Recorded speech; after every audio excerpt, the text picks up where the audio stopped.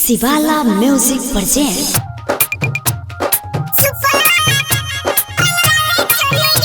माँ दहला recording studio.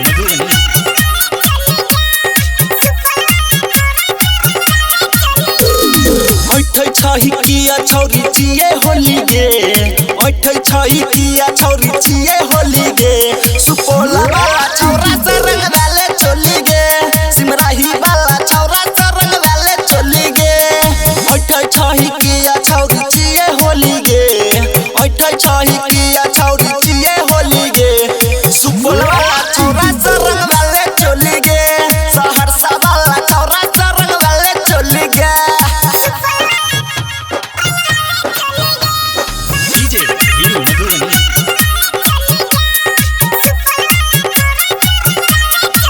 मिहल छो मोहका तू चाहू काला गाल गे छोड़ कलाज धाज रंग डालवाल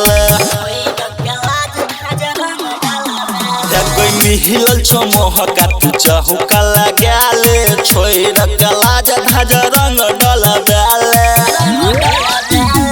मायो तोहर नाही छौरी बोल तो बोली गे मायो छौरी नाही तोहर बोल तो बोली गे सुपोल वाला छौरा से रंग वाले चोली गे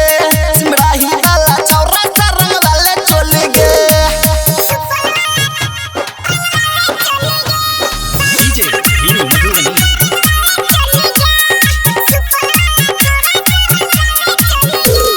चढ़ल जमानी छो एना छिरिया नहीं हम लगे बोकनी हमारो लगाना चढ़ल जमानी छो एना छिरिया नहीं हम लगे बोकनी हमारो लगात कह छौ चंदन कर ले जोड़ा जोड़ी गे कह छौ चंदन कर ले जोड़ा जोड़ी गे